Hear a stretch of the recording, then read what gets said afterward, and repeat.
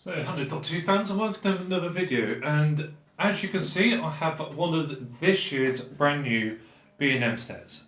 So I didn't ask for this set. This was kindly sent to me as a border sample to review and take a close look at, and well, give you my opinion and tell you what I think, and well, if you should buy it or not.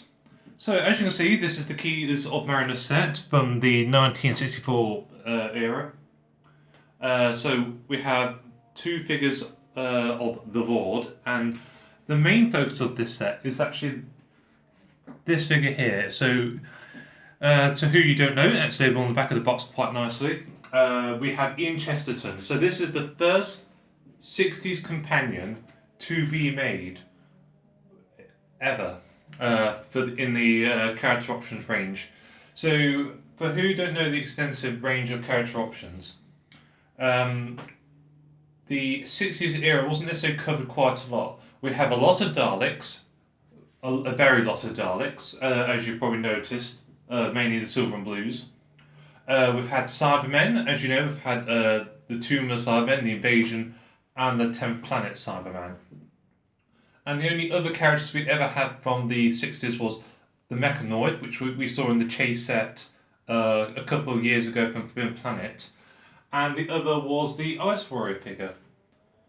But that was basically it. We just never saw many 60s companions nor 60s enemies. So the era was not really covered a lot, especially in terms of characters. So I'm really happy that B&M, I sort of took a bit of a risk with this to produce a set based on the 1960s, especially given it's a companion we never had before. Well, actually, from even the era before. The latest, the earliest figure we got of a companion was actually from the Sarah Jane figure that we got last year. Which was based on the Peladon stories.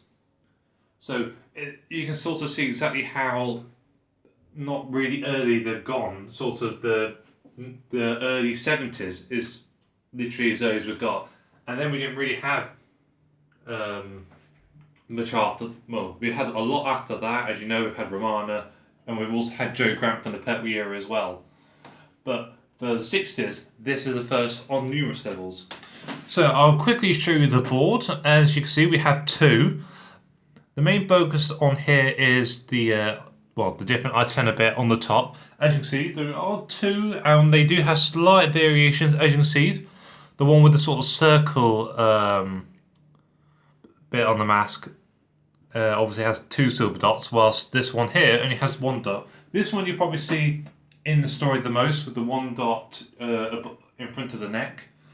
And the one thing I do love, as well as to giving them a variety, so it's not two of the exact same board due to its variation, but also to make it slightly different, so you're not got exactly the same, but there's some a bit of variation, so you know the interest in making it more unique rather than just trying to release the two of the same thing. So a bit of variation I do like. But one important thing is as well is that both Vords actually come with a dagger. And you can see it's very small. It's the details okay, but in the end, it's only supposed to be a dagger. This does fit into its belt quite well. And the important thing is, it's not necessarily that it comes with a dagger that's important, but it's that it's the first accessory to come in a B&M set since 2017. So it's been 4 years since we actually had an accessory in a figure set from B&M, which was the one with the K9 Leela and Tom Baker, which I did do a review about many years ago. So it shows you how much they are sort of more investing time and money to bring us more of a variety, especially to bring us accessories now within the sets. As you can see, the details are very nice and sleek.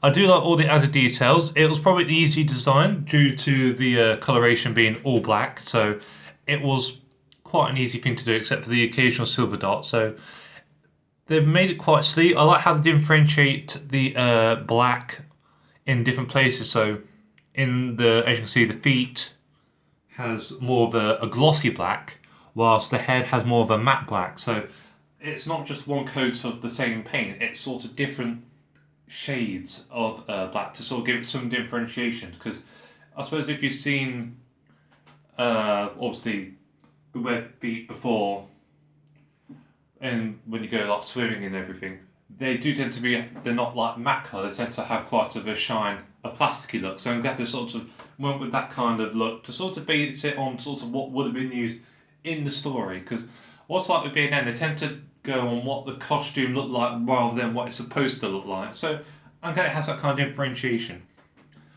The one figure I like here is the Ian Chesterton, though. As I've already said, is the first ever 60s companion to be made by B&M. Well, character options in general. So this figure is technically not accurate to the story. In this story, he did actually wear sort of a robe kind of thing from Asia, Chinese or Korean, but it was sort of unique to that story. So what B&M decided to do was to create a figure that was more well known. So if you've seen, obviously, if you type in Ian Chesterton to Google, you tend to see a lot of photos of him in the school uniform kind of outfit. So that's why they chose him for this, because he was more of an iconic costume. So whilst it is nice that we've got a costume, it's technically not accurate to the story, but I appreciate it nevertheless. As you can see, the sculpt is entirely new for the head because, well, it's all brand new. The parts have already been used previously. I like how they've got all the indents in the jacket as well, not one smooth kind of piece of plastic. They've actually gone to how material and jacket would fall whilst wearing it. As you can see, the detail is still very nice on the head. I'm glad that it's got a nice lot of detail on the eye, especially to have like sort of the reflection of the white when you obviously look into daylight. You tend to get the white reflection in your eye. I'm glad they've added that in the middle as well. So it's sort of these little added details that I quite appreciate. But overall, it's certainly one of the nicest sets that they've produced. And I'm glad we've actually had something from the 60s. And obviously you've seen that we've actually got two sets from the 60s that will be coming. So overall, these sets I do like. I'm glad they come with accessories. I'm glad that they've actually done variants of the same figure, so we're not getting doubles. So as you've seen with the Dalek sets, sometimes we do get two of the same or similar. So I'm glad they sort of carried on that to give us more of a variety of figures. So they're not lots of the same, but with variety. And I'm glad that they're also doing accessories as well, due to the fact that it sometimes adds to the figures, and sometimes if you want to do dioramas as well, that they come with actual screen accurate accessories as well. So it's good that both boards actually come with a dagger as well. That actually fits in, so you don't actually need worry about losing it as long as you put it into its pouch. I can't remember where you put a dagger. But as long as you don't lose it, then that would be perfect. So I'm glad that they've got something quite accurate there. But overall, I'll certainly recommend this set a lot, especially if you like the 60s era or you've missed out on previous sets before. And one final thing I'd have to say about this set is the diorama. Is that you've probably seen dioramas before with the TARDIS set, the Dark sets, but this is the first time that a diorama has been used in a 3-figure set. So if you've seen previous reviews before, like the Fourth Doctor Companion set or the Silver Nemesis set, it was just basically a white background. So this is the first time they've actually done a diorama. So at least now, sets across the board at B&M will actually now be having their own dioramas from a variety of stories. Which, again, is just another factor why I like what B&M are doing. I know there's some things that we can complain about. Wait till I get on par with the Dalek sets. But in the end, they are sort of still constrained to budget, but they're sort of giving us the best that they can actually offer. And to be fair, I think they've done a really good job. I don't really have that much criticism for this set due to the fact that these are all new figures.